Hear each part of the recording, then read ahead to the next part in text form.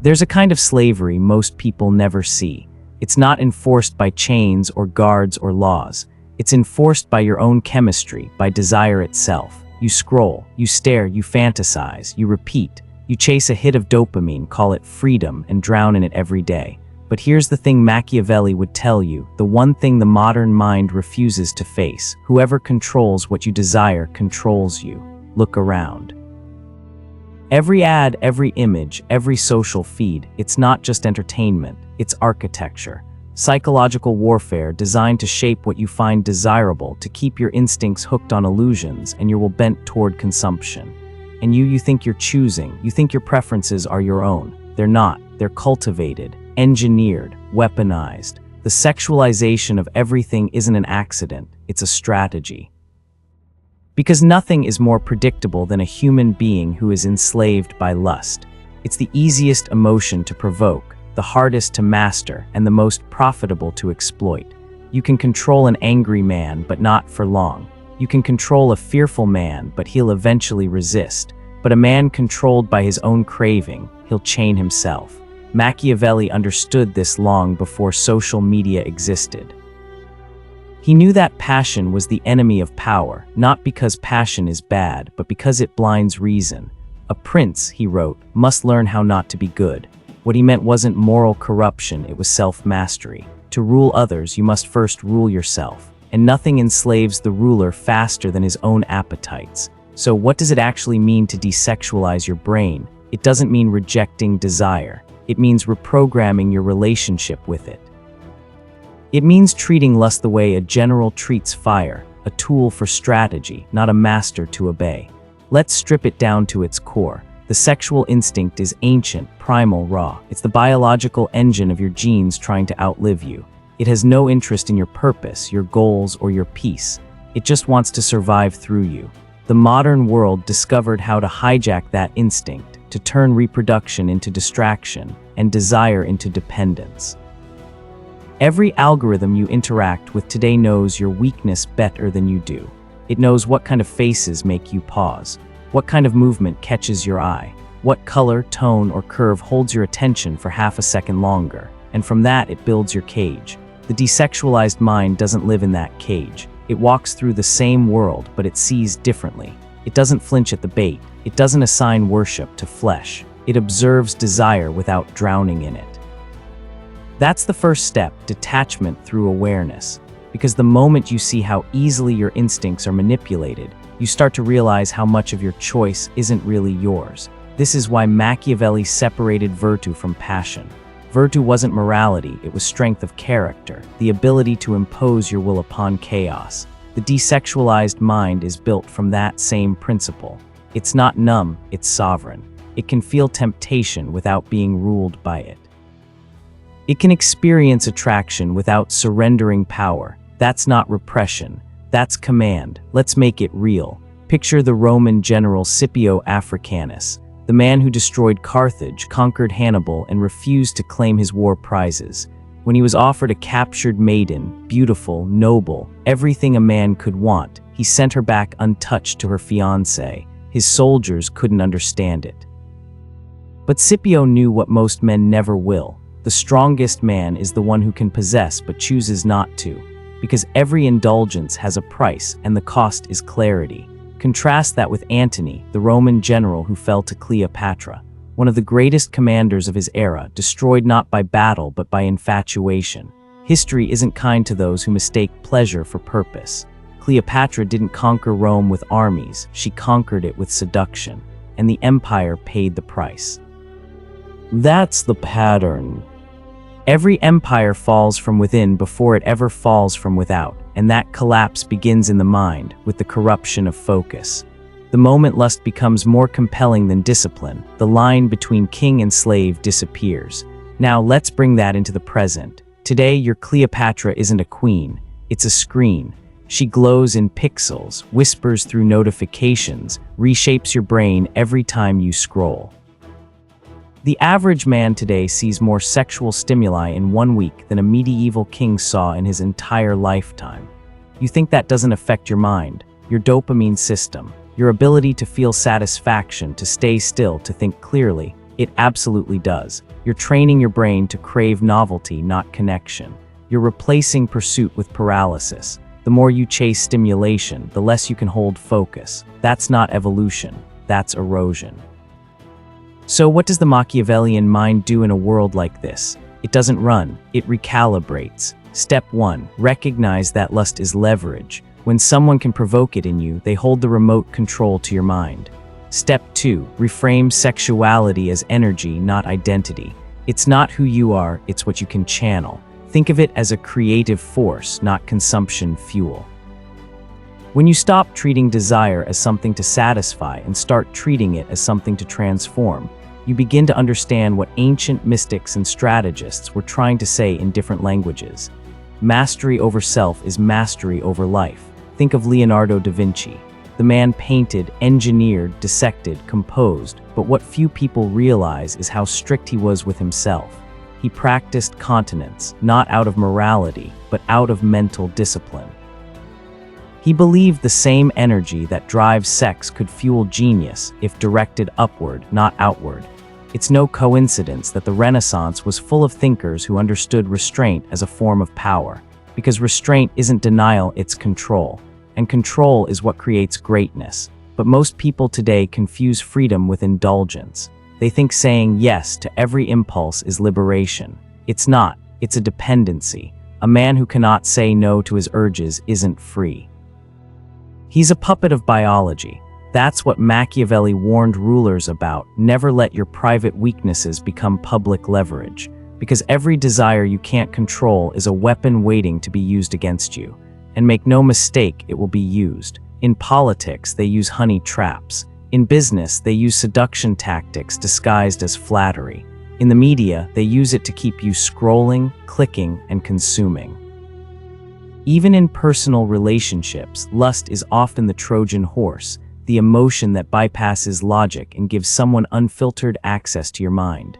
Desexualizing your brain, then, isn't about suppression.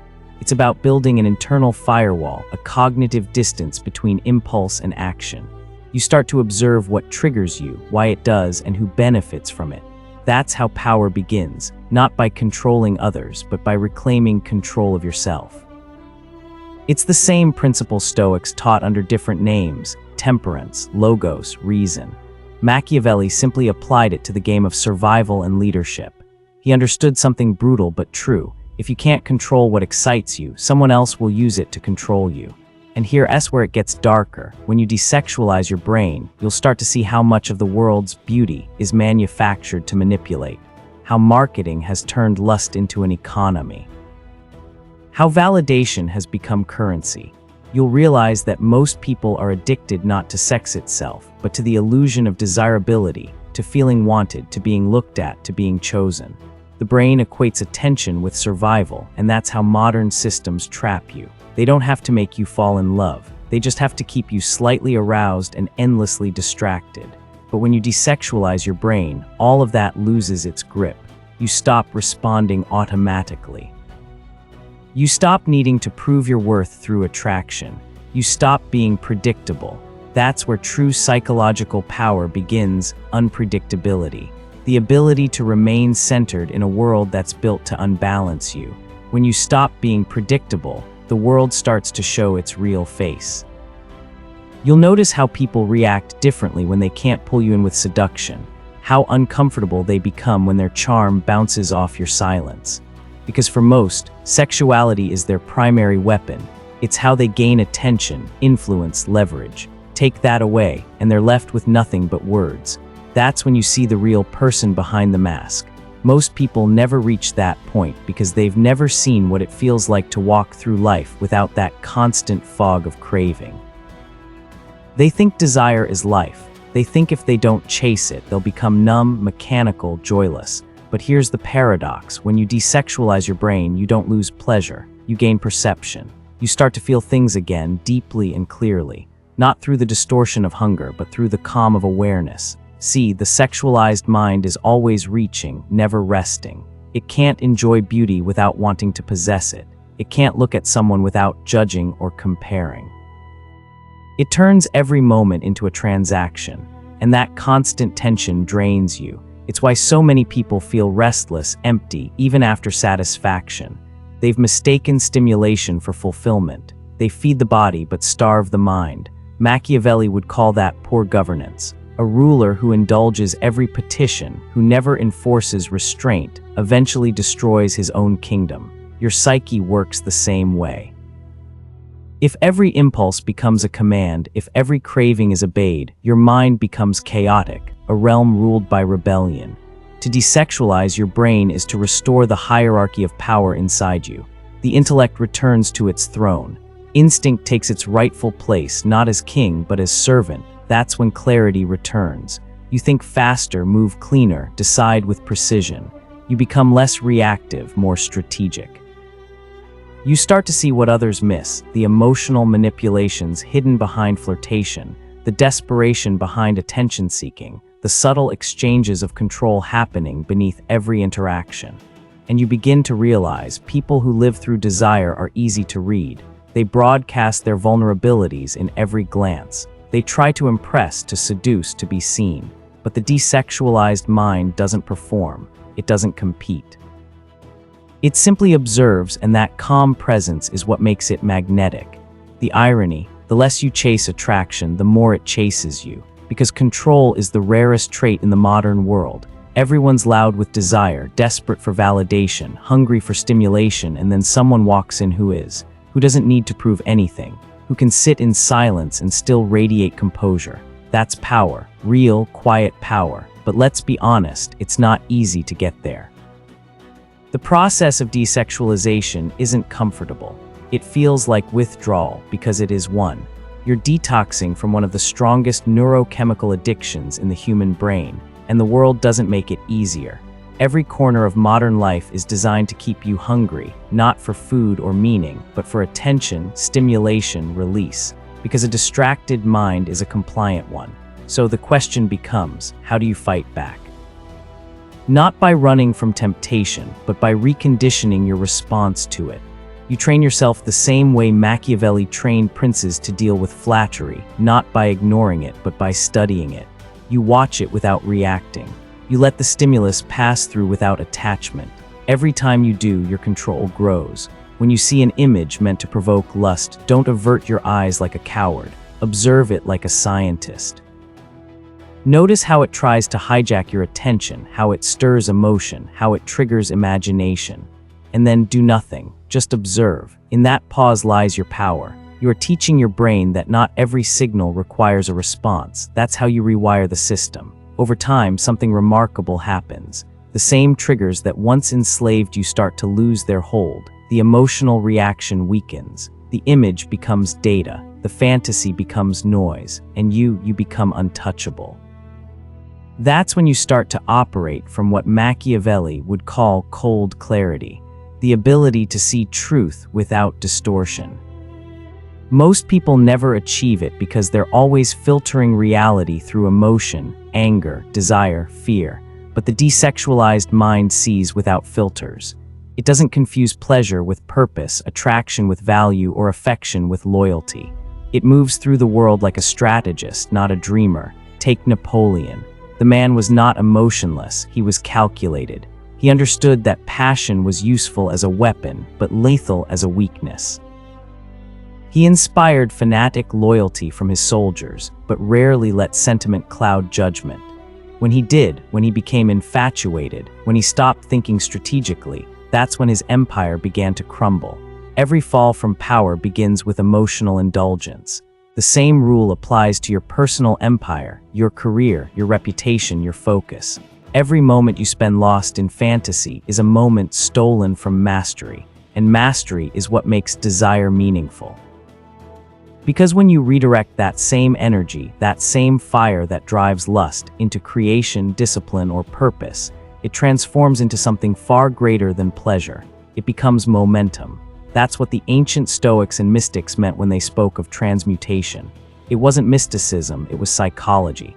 They discovered that the energy of desire, if not spent on indulgence, doesn't disappear. It is refined, it sharpens, it becomes focus, ambition, vision.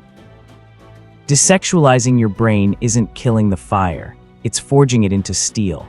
Here's the thing no one tells you. Lust and creativity are the same current, just flowing in opposite directions. The difference lies in where you send it. Most people release it outward and feel empty afterward. The powerful learn to hold it, to circulate it within, to let it build pressure until it fuels something higher. That's why the most brilliant, disciplined, or charismatic people often have a strange intensity about them. They've stopped leaking their power through endless indulgence. That's also why the world tries so hard to keep you indulgent, because a man or woman who controls their sexual energy is dangerous.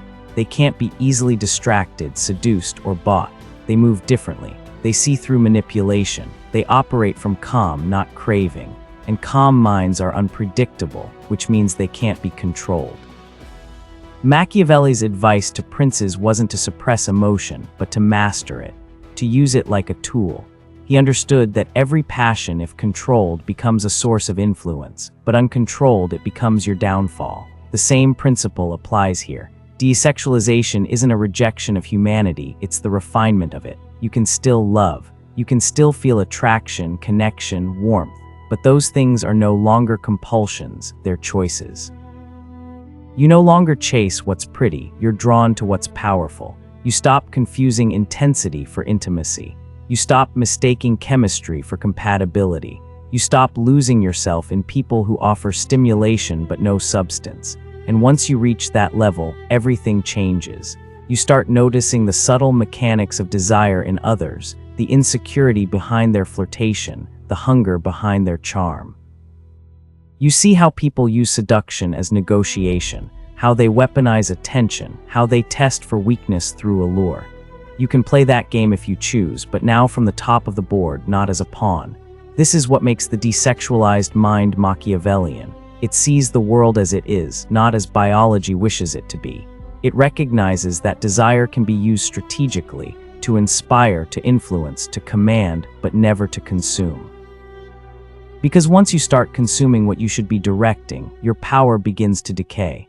That's why every serious leader, monk, warrior, or artist in history practiced some form of restraint, not because they hated pleasure, but because they understood it was a test. Whoever can delay gratification can shape the world. Whoever can't becomes shaped by it. So ask yourself, who benefits when you're constantly distracted, overstimulated, drained? It's not you, it's the system. The advertisers, the industries, the ideologies that thrive on your attention. They want your energy fragmented, your focus scattered, your self-control broken. Because as long as your mind is led by desire, your will is easy to steer. But the moment you take that power back, the moment you stop reacting and start observing, the entire game changes. You move from the level of impulse to the level of design. You stop being a player on someone else's chessboard and start designing your own. That's the Machiavellian transformation, turning the most primitive force in human nature into a source of strategic clarity.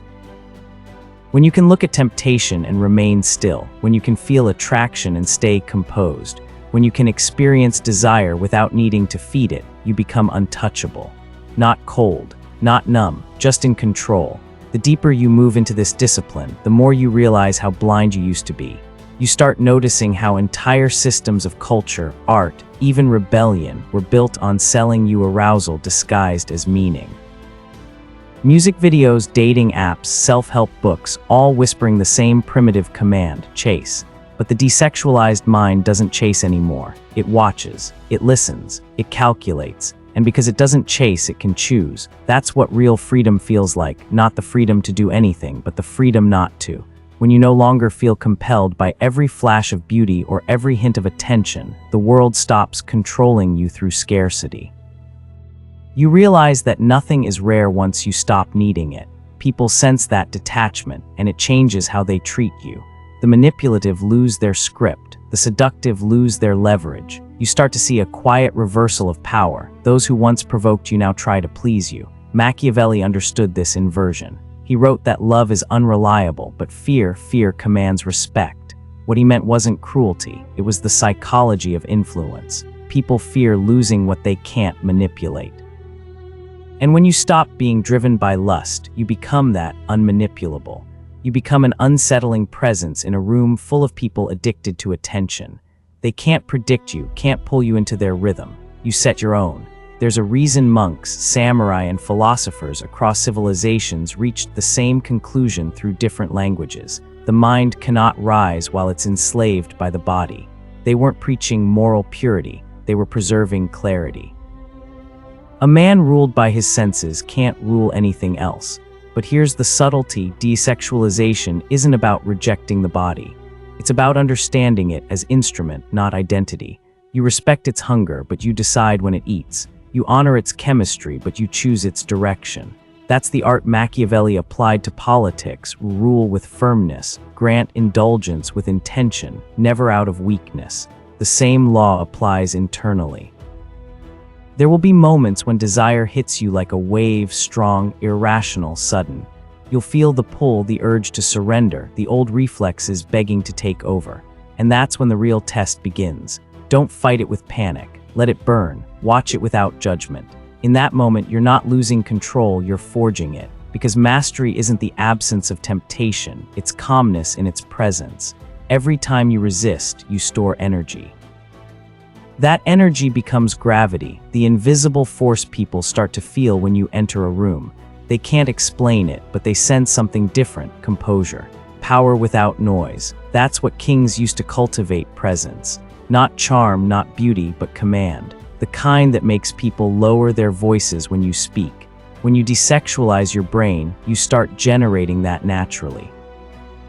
Because presence is built from attention, and attention is what you reclaim when you stop leaking it into fantasy. You become entirely here. That sharpness of presence draws respect faster than any physical trait. But let's go deeper. There's something almost spiritual about this process, though it has nothing to do with religion. It's the experience of seeing your own mind in real time, watching thoughts rise and fall, cravings appear and fade, and realizing that you are none of them. You're the one who chooses which to feed. That's the point where you stop being reactive and start being creative.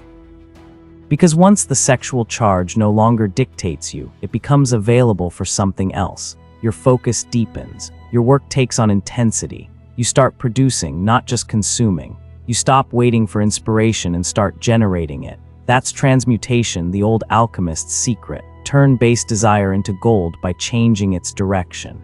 Machiavelli would have admired that kind of alchemy. He didn't care about virtue for virtue's sake. He cared about utility. He would say, if chastity sharpens your strategy, practice it. If indulgence clouds it, cut it off. That's the essence of his philosophy. Nothing is sacred except effectiveness. So ask yourself honestly, does your current relationship with desire make you stronger or weaker? Does it give you focus or scatter it? Does it serve your ambition or drain it? If you can't answer stronger, then you already know the cost. The transformation happens in silence over weeks and months. The cravings start losing volume. The old fantasies lose color. You notice how peace begins to replace noise. Your attention becomes sharp again, not restless, but deliberate. You rediscover time. You feel boredom for the first time in years and realize boredom isn't emptiness, it's unclaimed potential. You begin to look at people differently too. You stop overvaluing appearance and start reading energy, the subtle cues of confidence, deceit, insecurity, poise. You start noticing who's in control of themselves and who is.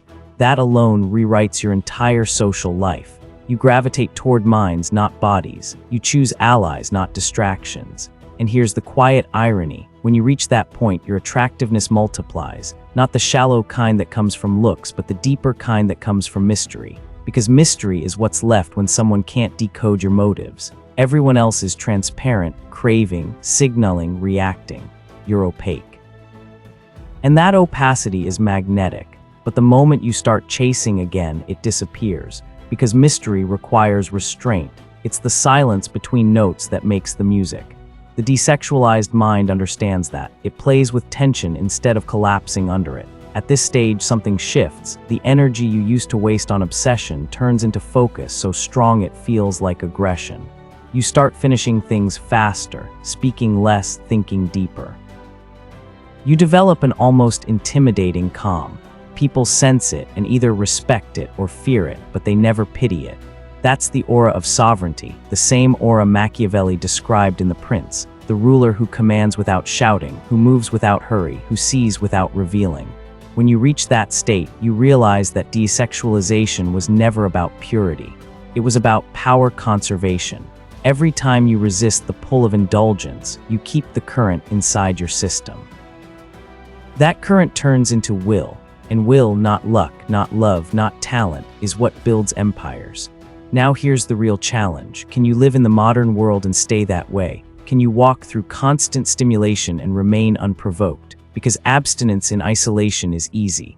Mastery in chaos, that's rare. That's where Machiavellian discipline truly applies. You learn to navigate temptation without moral panic or moral pride. You learn to use your awareness tactically, to notice how desire moves others, to predict behavior, to lead through understanding rather than reaction. You become the calm center of storms you used to get lost in, and you'll start to see something almost tragic: how many brilliant people never rise because they burn their power on short pleasures. They mistake the momentary thrill of validation for achievement. They win glances but lose decades. They never learn that restraint isn't deprivation, it's investment. Every time you hold your energy, you're buying back time. Every moment you resist, you're compounding focus. It's like saving instead of spending, and over time the interest becomes undeniable. You become richer in silence, sharper in thought, stronger in will. That's why true leaders, true thinkers, true creators always carry an undercurrent of stillness. It's not weakness, it's stored power.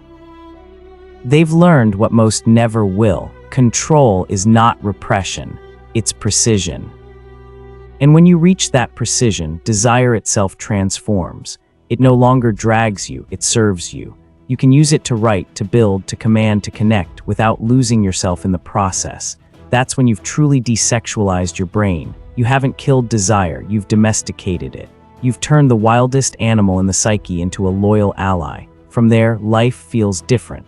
Everything slows down. You start noticing details, the way people breathe when they lie, the micro-hesitations before manipulation, the sincerity behind silence. You start feeling time stretch because you're no longer rushing towards stimulation. You begin to experience peace not as an event, but as a default state. That's the end goal, not purity, not perfection, but power anchored in peace. A mind that's clear, a will that's steady, a heart that's disciplined enough to feel without drowning. That's what Machiavelli was pointing toward when he said, "Fortune is a woman, and to master her, you must treat her with discipline." He wasn't talking about gender. He was talking about chaos, about the wild, unpredictable forces of life that seduce and destroy the undisciplined. The desexualized mind doesn't get destroyed by chaos. It rides it. So let the world keep selling its fantasies. Let others chase dopamine like beggars chasing coins. You've seen behind the curtain now. You know how the strings are pulled. You understand the architecture of craving, and you've chosen to step outside of it. You'll still feel desire. Of course you will, but you'll meet it differently. You'll nod at it like an old rival, familiar, predictable, harmless. And then you'll move on because you've got larger empires to build. That's what it means to actually desexualize your brain, not to escape humanity, but to command it. Not to repress fire, but to hold it steady, so you can light your path instead of burning in your own flame. And when you can do that, when you can stand in the center of temptation and remain silent, unshaken, sovereign, that's when you understand what Machiavelli really meant by power. It was never about ruling others. It was always about ruling yourself.